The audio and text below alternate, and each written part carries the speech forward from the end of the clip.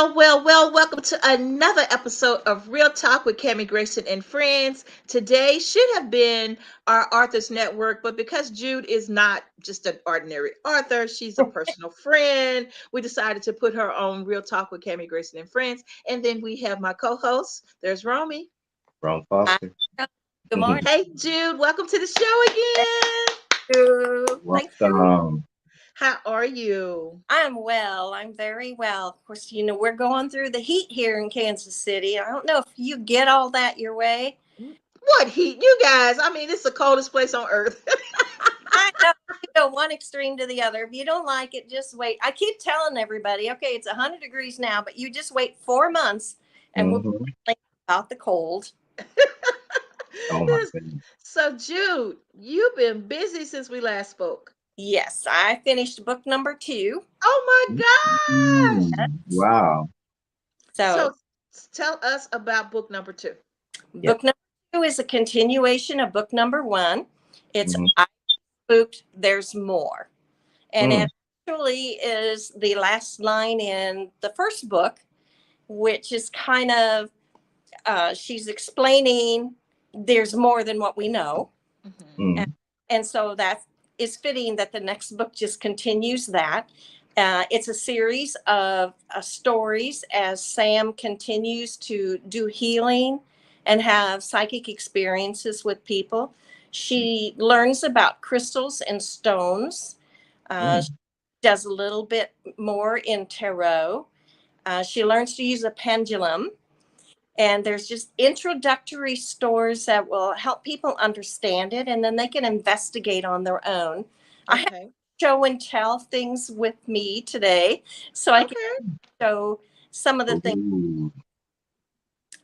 One of the first things that Sam experiences, crystals and stones, it just doesn't seem possible. I don't know how you guys personally feel about it, but how can a rock or a stone do anything? But we have crystal watches. We have Mhm. crystals in our computers. They amplify energy. And Mm. we operate on energy and we sense energy. So it makes sense if your mind is open to it that we can sense the energy in crystals and stones. Mhm. In the book, Sam makes a trip to a metaphysical store and she walks in and she doesn't know what she should get. She feels kind of silly because she doesn't really believe, but there's so many books out there and websites dedicated to the subject. She Mhm. decides there must be something to it. So the first stone she picks up, and I got that, is this Mhm. green aventurine.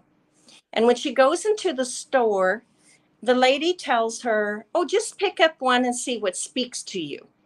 Well, Mm. none of them really did anything for her, but this was a pretty one. So she pays $1 for it. She's laughing at herself for buying a rock for $1. That's because of her attitude. But before she walks out of the store, she spies another stone. Mm. Now, this one, now look at the face on this guy.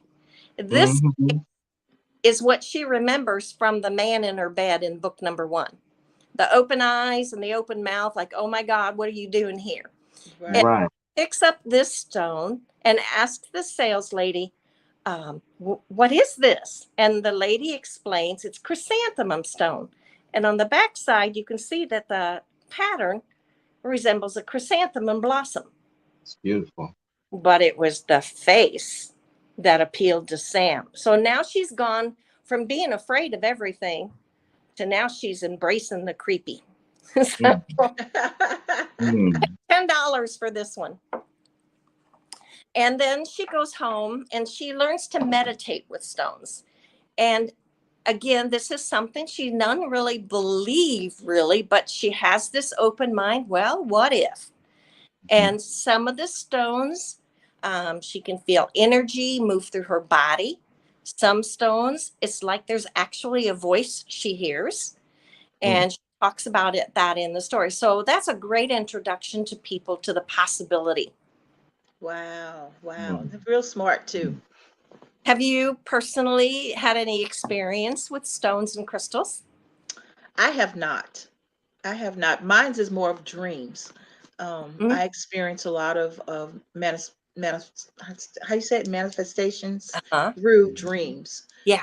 And then, but I feel like they won't come true unless I share what happened. So, for instance, if I dreamed about a person that's not doing so well in the dream, I immediately call that person or contact that person just to make sure that they're okay.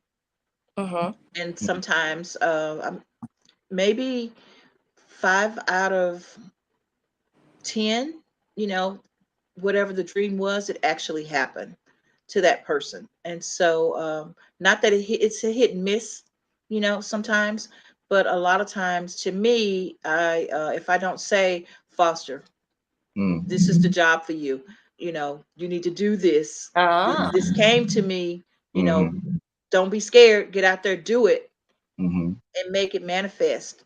But if I don't say that, he'll never know. That's And interesting he way of and, looking. and so I like to, I guess they say co-sign, so it might be a sign for them Uh-huh. that I did dream that this was, good for you, or going to happen, or don't make that left. What if you have a choice between right and left? Don't do left. Whatever it is, whatever the dream may be, I'm just going to say it. And if it comes true, it comes true. If it doesn't, it doesn't.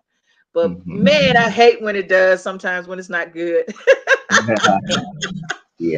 Well, they say, like whether it's tarot cards or people that are able to predict the future, Mm-hmm. that nothing is written in stone. That, you can take a step, like you say, a left or a right, and affect how things turn out. But Mm-hmm. when I do think it's important for people to have the information. Mm-hmm. Yeah, I can. go ahead. True. True. I Because we was were gonna just speak on talking the about stone that, right? because yeah, yeah, we were, and that's a yeah, that's wild. So the stone thing. So two things. Years ago, my second job I ever had, it was in an African art store, but it was yeah. So the folklore and all, and they had this soapstone, and the soapstone supposed, well, I know it did work. It had this calming energy. If you weren't feeling well, you held it in your hand. If you had a headache or were too warm or something, you can literally place it in your hand and just hold it, and it will cool you down.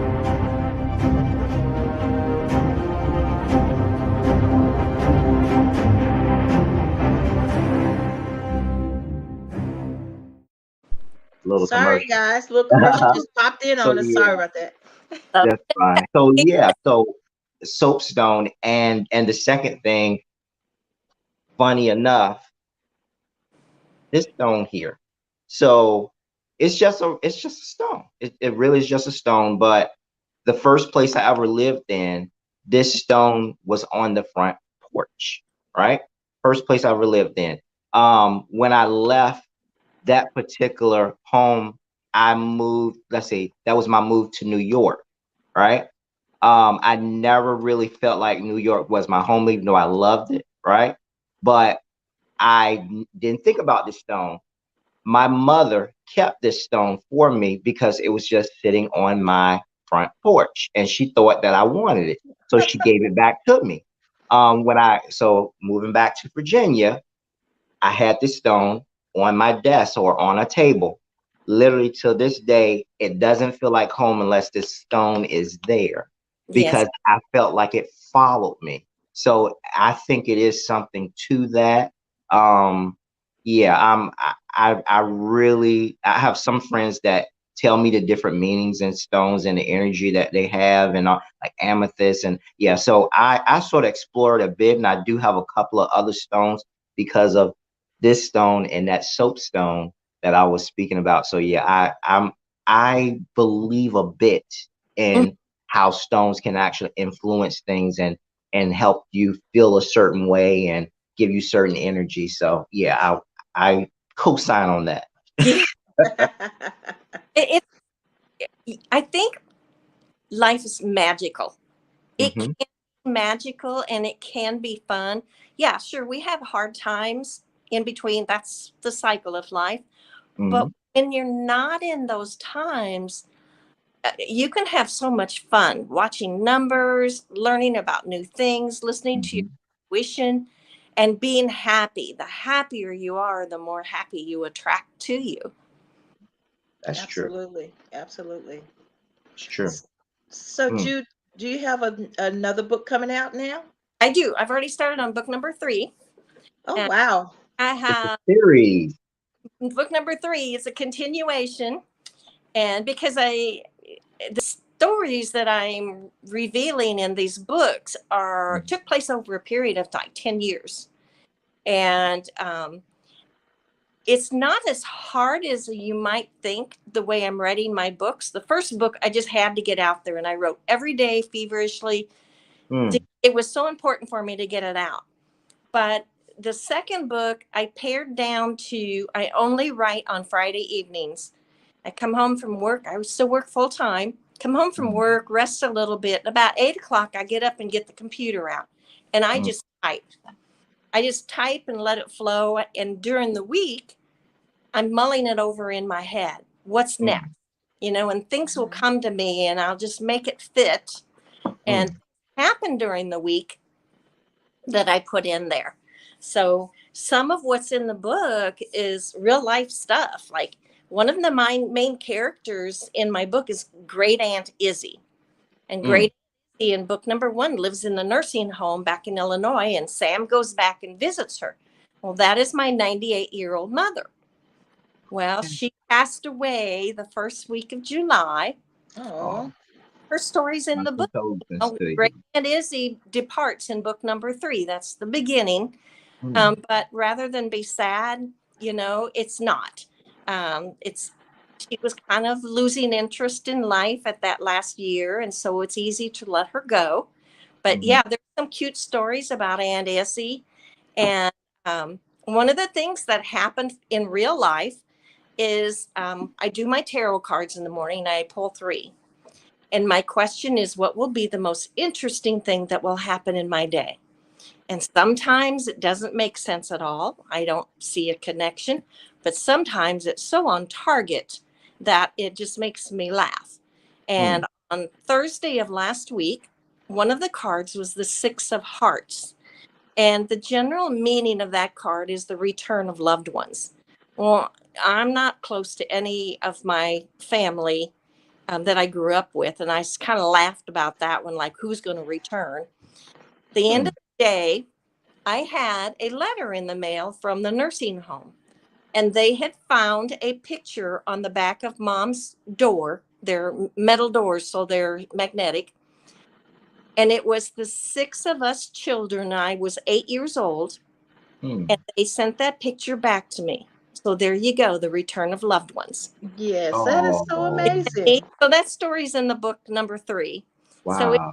continues, and I have a plan for Sam more in her job, what she's going to have to do.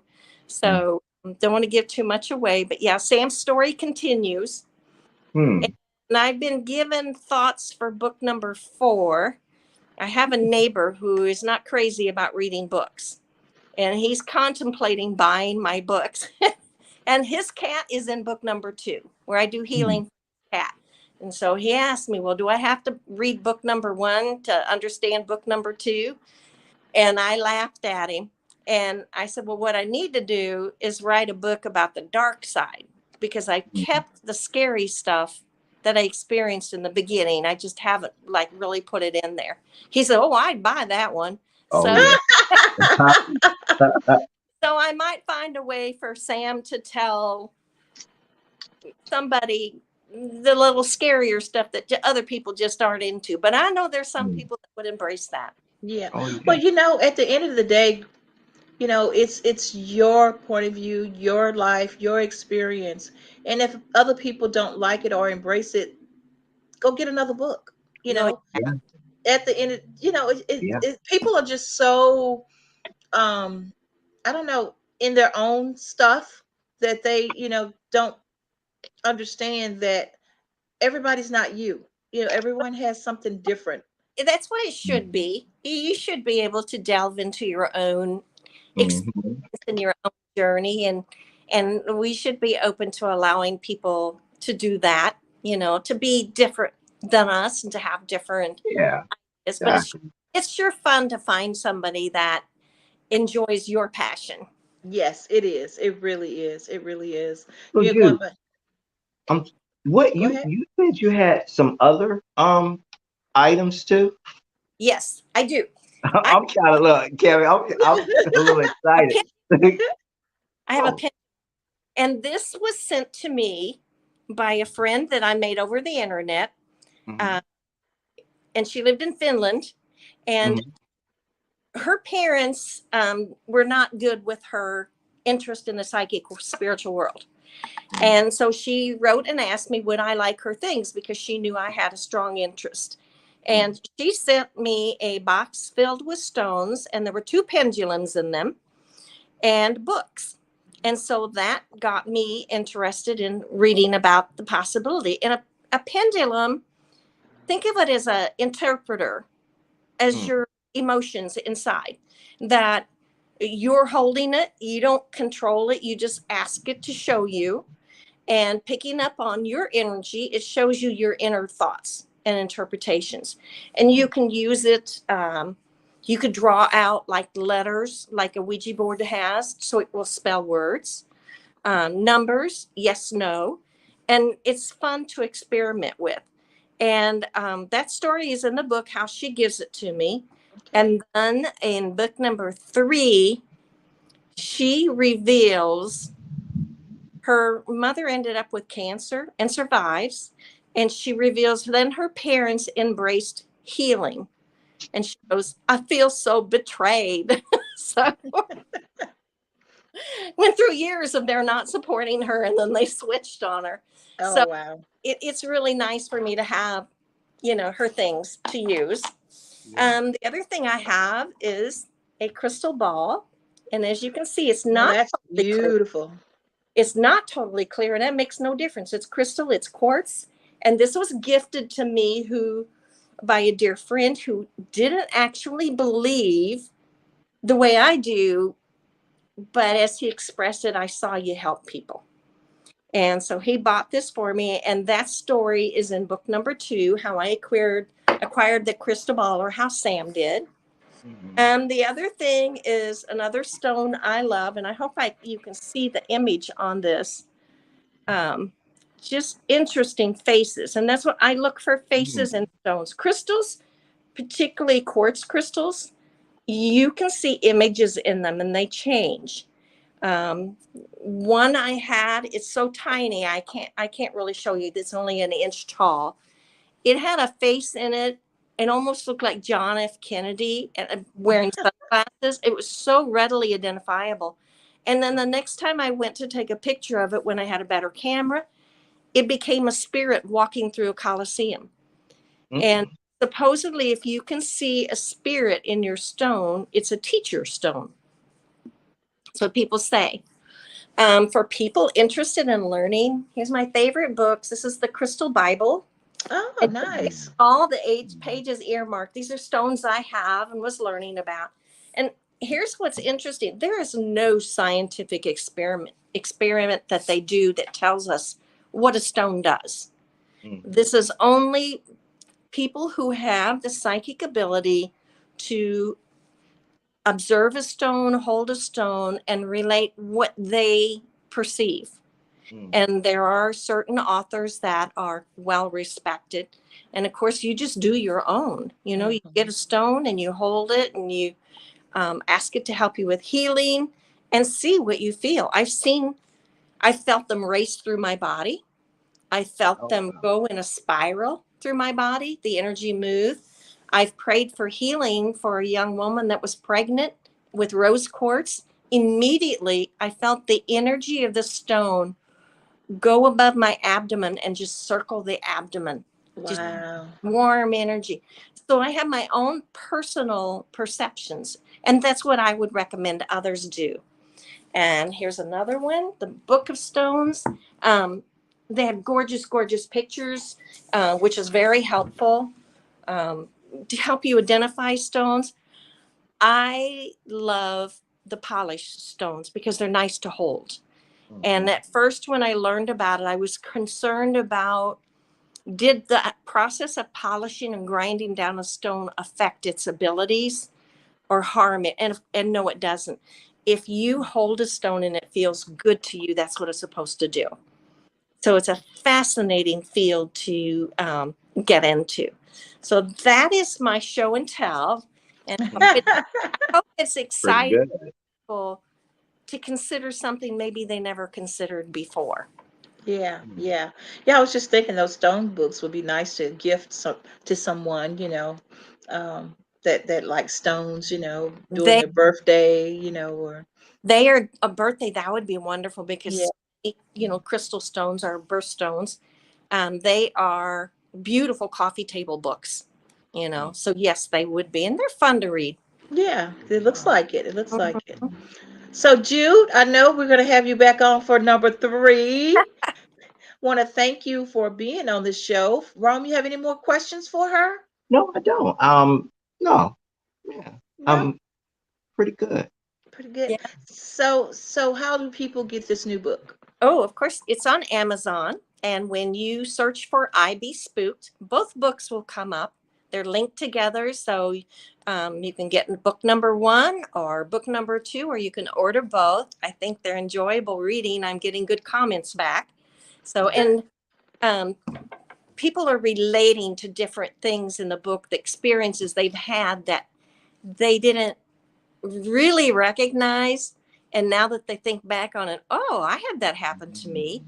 Or even like the Book of Stones. I have a friend that's so passionate about stones, and that really spoke to her. Wow, very So yeah, cool. Amazon. Just go to Amazon and search for I Be Spooked. And the